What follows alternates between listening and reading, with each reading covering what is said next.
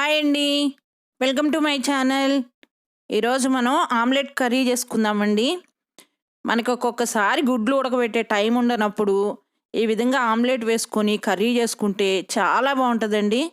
మీరు ఒకసారి ట్రై చేసి చూడండి.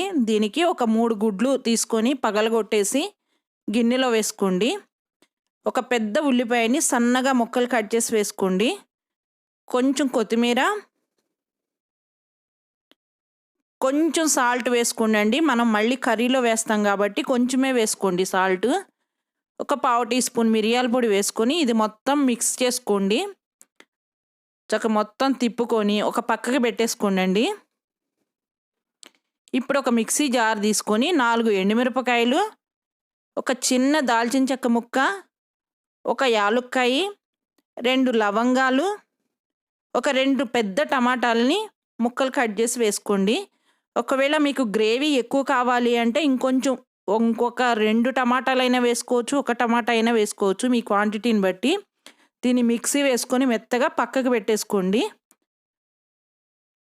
ఈ విధంగా వేసుకొని పక్కకు పెట్టుకోండి. ఇప్పుడు స్టవ్ పైన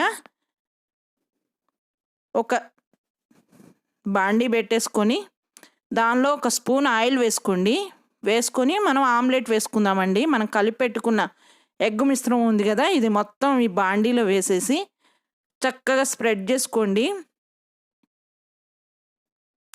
ఇది అడుగున కాలిన తర్వాత ఈ విధంగా కాలిన తర్వాత ఇంకో వైపుకి తిప్పుకొని అటువైపు కూడా కాలనివ్వండి. ఈ కర్రీ చాలా బాగుంటుందండి. మీరు ఒకసారి ట్రై చేసి చూడండి. తిప్పుకొని దీన్ని దింపేసి పక్కకి పెట్టుకోండి. 2 వైపులా కాలిన తర్వాత దీన్ని పక్కకి పెట్టుకొని అదే స్టవ్ పైన ఇంకొక బాండీ పెట్టుకొని ఒక 2 స్పూన్ల ఆయిల్ వేసుకోండి. వేసుకొని ఒక 2 పెద్ద ఉల్లిపాయలని సన్నగా కట్ చేసి వేసుకోండి. వేసుకొని ఈ ఉల్లిపాయలు బాగా వేగాలండి. ఇగోండి ఈ విధంగా బాగా రెడ్ కలర్ వచ్చే వరకు వేగాలి. ఆ విధంగా వేగితేనే మంచి ఫ్లేవర్ వస్తుందండి. అట్లా వేగిన తర్వాత 2 పచ్చిమిర్చిని కూడా కట్ చేసి వేసుకోండి. ఒక 1/2 టేబుల్ స్పూన్ అల్లం వెల్లుల్లి పేస్ట్ వేసుకొని ఈ అల్లం వెల్లుల్లి పేస్ట్ పచ్చివాసన పోయే వరకు వేయించుకోండి. ఇది పచ్చివాసన పోయే వరకు వేగిన తర్వాత ఇప్పుడు మనం మిక్సీ వేసి పెట్టుకున్న టమాటా పేస్ట్ ఉంది కదా, ఇది వేసుకోండి. మనం ఎండుమిరపకాయలు, పచ్చిమిర్చి వేసాం కాబట్టి ఇంకా కారం ఏం వేయక్కర్లేదండి, ఇదే సరిపోతుంది. ఇప్పుడు పావు టీ స్పూను జీలకర్ర పొడి, 1/2 స్పూను ధనియాల పొడి, మీ రుచికి సరిపడా సాల్ట్ వేసుకొని ఇది చక్కగా మొత్తం తిప్పుకోండి. పచ్చివాసన పోయే వరకు వేయించుకోండి. ఆయిల్ అంతా బయటకు వచ్చే వరకు వేయించుకొని ఈ విధంగా ఆయిల్ బయటకు వచ్చేటప్పుడు దానిలో ఒక 1/2 గ్లాసు వాటర్ పోసుకోండి. కొంచెం వాటర్ పోసుకొని ఇది కుతకుతా ఉడికేటప్పుడు కొంచెం పసుపు కూడా వేసుకోండి. నేను పసుపు మర్చిపోయాను, ఫస్టే వేసేసుకోవచ్చు. మనం జీలకర్ర పొడి, ధనియాల పొడి వేసినప్పుడే కొంచెం పసుపు కూడా వేసుకోండి, పావు టీ స్పూను.